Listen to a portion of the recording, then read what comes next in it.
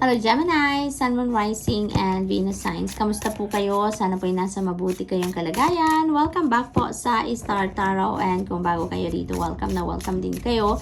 Thank you po sa inyong suporta. I truly appreciate it and God bless you all. Tignan po natin ngayon ang mga mensahe ninyo for October 29 to November 4.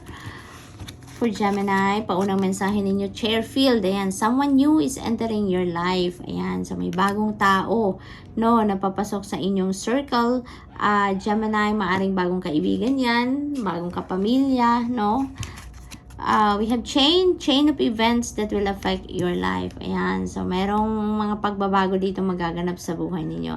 This is going to be, sunod-sunod, no, parang domino effect ito, no, ng mga pangyayari sa buhay ninyo.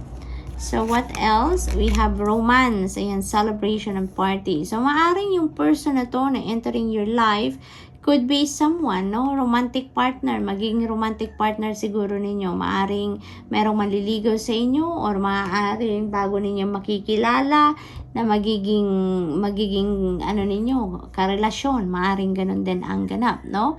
But for others of you na maaring nasa relasyon na, so now is the time for you to celebrate something siguro. Maaring merong anniversary, monthsary na isi-celebrate ang iba sa inyo dito. Maaring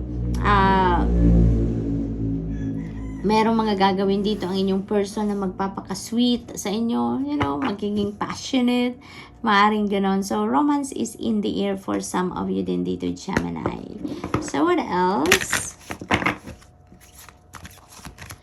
Communication, ayan. So, mayroong mga dito, correspondence na parating sa inyo. At Gemini, maaring that is what you are waiting for then, no? Kaya, make sure na, i-check ninyo mga communication lines ninyo for emails, text messages, calls, maaring ganun, or letters, no? Dahil may mga, may mga parating na communication para sa inyo sa ngayon. Radiate, ayan, so it feels like to me that kung ano man yung ganda ninyo, kung ano man yung inner beauty ninyo, that is going to radiate around this time, no? Parang yung sarili ninyong liwanag ngayon is going to inspire many people then, Gemini, maaring may mga siguro, ang iba sa inyo dito, talagang lagi kayong nilalapitan din ng mga tao sa paligid niyo to ask for help in any form. Paring advice, input, kung ano man, no? Maaring meron mga lumalapit sa inyo at lagi-lagi din naman kayong tumutulong. Kaya yung light ninyo is helping other people as well, no? Para maging mas maayos din ang buhay nila, maging maaliwalas din, no? So, what else? We have clarity. Ayan. So, maybe ang iba sa inyo is needing some kind of clarity sa ngayon. Maaring may gumugulo sa isipan ninyo. Maaring related yan sa relationship dahil nasa tapat niya sa romance. So, maybe, you need something, parang siguro nagre-research din ang iba sa inyo dito about sa person ninyo. Maaring may mga inaalam kayo or may mga gusto kayong malaman na sitwasyon dito or impormasyon regarding your person. Maaring ganun ang ganap dito. Or maaring nagre-research kayo, nagbabasa-basa siguro kayo kung ano magagawa ninyo para mas maging mas maging closer kayo, mas maging masaya, or kung papaano ninyo ma-improve or ma-nurture ang inyong relationship. Maari din ganun ang sitwasyon dyan, no?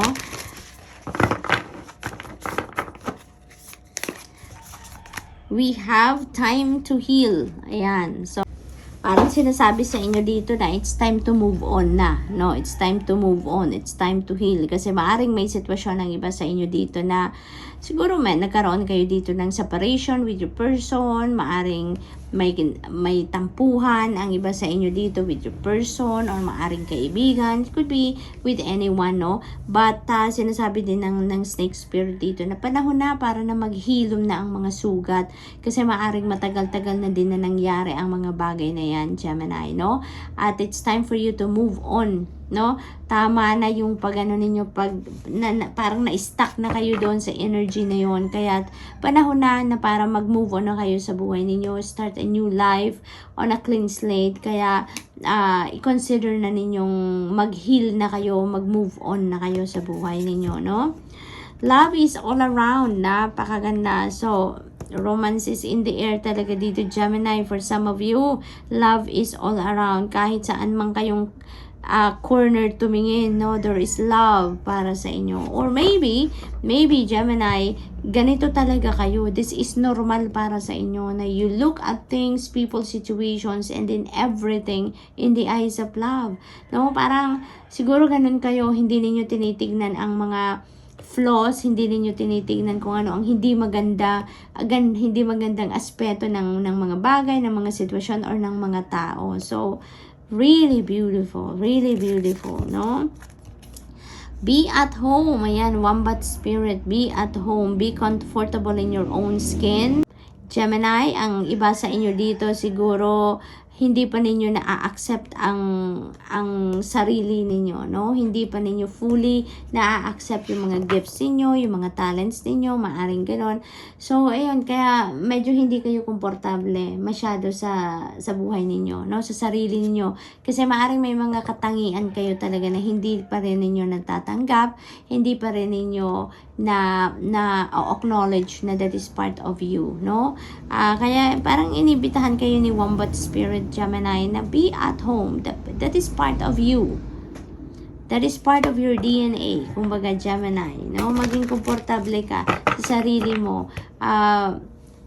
Eventually, maaaring magkaroon ka din dito ng self-acceptance at eventually mai-embrace mo din kung ano talaga, kung sino ka talaga, no?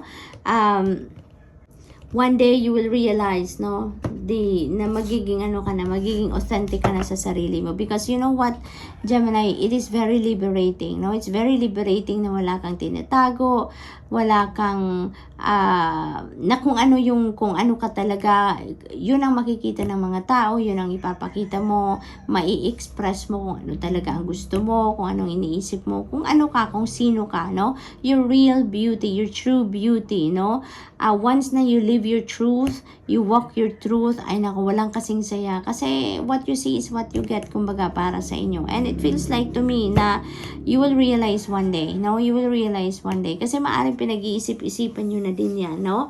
Na gusto ninyong maging authentic din kayo sa sarili ninyo. One day, you will be able to express yourself, express for who you really are, and show your real beauty to the world talaga. So, we have Guardian of Fossils. Ayan. So, ang iba sa inyo dito, no, very, very passionate about something ngayon, no? You're very passionate about something. You are feeling driven, determined sa kung ano ang gusto ninyong gawin. Maaaring may mga plans kayo dito ngayon, Gemini, na gusto ninyong isakatuparan. At talagang parang wala na makakapigil sa inyo. Parang super excited kayo na hindi na, alam mo yun, you can't wait longer. Yung parang gano'n, you can't wait any longer para mangyari ang gusto ninyong mangyari. So, maaaring gano'n ang ganap ng iba sa inyo dito, Gemini. And maaaring, may napipick up din ako dito na maaaring ang iba sa inyo is going to switch from working in the office to put up a new negosyo, no? Maaaring magiging entrepreneur na ang iba sa inyo dito, no? Yun din ang akin napipick up dyan. We have 3 of feathers. Ayan, you know what? So talagang merong kayo, no? Meron kayong pinagdaanang pain, meron kayong pinagdaanang sakit, frustration, dissatisfaction, no? With another person or with someone dito in a relationship, no? Pero maaari talaga na hindi pa kayo nakaka-move on from that, no? Kaya siguro meron tayong time to heal dito, no? Related pa rin yan dito sa sakit, sa sama ng loob na idinulot ng kung sino man sa inyo, no? Gemini. So, but you know what? Matapos na to eh. Parang relationship ito with your person, no? Tapos na to, may nangyari na to, pero hanggang ngayon parang nararamdaman nyo pa rin yung sakit, bumabalik pa rin sa inyo ang sakit. Feels like this is a third party situation na nangyari sa iba sa inyo, Gemini. This is not going to resonate with everyone, okay? So just take as it resonates. But ang iba sa inyo dito nagkaroon ng third party situation, kaya nag-lead siguro ito sa separation, or maybe nagkaroon kayo ng hindi, alam mo yun, yung syempre, 'di ba, reaction, normal na reaction yan na mayroon sigurong hindi intindihan na, may away na, yung mga ganon. But, ang napipick up ko din dito, maaring you stick together, nandun pa rin kayo sa relationship with this person, ang iba sa inyo dito. Pero yun nga, hindi pa kayo nakaka-move on from that situation. Pero parang wala pang closure dito. Maaring you still live together, maaring kayo pa rin, pero may bubog na, no? Sa dibdib ninyo. May lamat na ang inyong relationship. Kaya naman, para maging masaya na din kayo, no? Lalo-lalo na kung if you are still together with that person, para maging masaya na din kayo, it's time to heal. No? Yan sinasabi ng card na to sa inyo. It's time to heal. Kasi maaari din naman na papunta na din kayo. Maybe you're also trying hard na mag-move on na kayo, no? So, maaaring ganon. So, tignan natin kung ano pa ang ganap. We have 5 of fossils. Ayan. So, ang napipick up ko din dito, maaring ang iba sa inyo feeling isolated kayo. So, siguro, ang nararamdaman ninyo ngayon talaga, parang mag-isa lang kayo. No? Parang mag-isa kayo, wala kayong makapitan, wala kayong masandalan, wala kayong mapagsabihan ng inyong mga nararamdaman.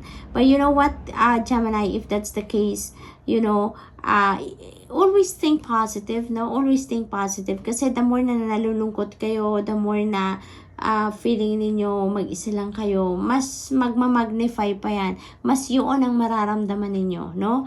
Mas mararamdaman ninyong maraming kulang sa buhay ninyo. Kaya try to be positive na lang, no? Kasi pag positive mindset tayo, pag positive thoughts lang ang nasa isip natin, mas maraming dumadating na magagandang pangyayari sa buhay natin, no? Nagkakaroon tayo ng energy shift at kung ano ang positibo, anong maganda, anong makakabuti para sa inyo, yun ang mga dumadating sa buhay ninyo. No? Mapapansin din ninyo yan pag nagkaroon kayo ng energy shift. Mapapansin ninyo na mas maganda ang pakiramdam ninyo or ang mga nangyayari sa buhay ninyo kapag nasa positibo lang ang iniisip ninyo, no? So, try to transmute as much as possible the negative mindset, the negative thoughts, feelings and emotions na nandyan, transmute it into positive ones at makikita ninyo ang diferensya, makikita ninyo ang benefit, no, ng pagpa-positive mindset lang, no, Gemini? And also, always think that help is available to you. Always think that help is available to you. Maraming tao sa paligid na maaaring makatulong sa inyo. You just need to reach out to people, no? You just need to reach out. You just need to speak up na you need help, no? And walang taong hindi nakakatiis. Tutulong at tutulong in any way. Maliit man na bagay, ang kaya niyang itulong, tutulong yan, no? Gemini, so good luck, and that's all I have for you for today. I hope nakatulong ang mga mensaheng ito in some way. Thank you for watching. Love and light. Namaste.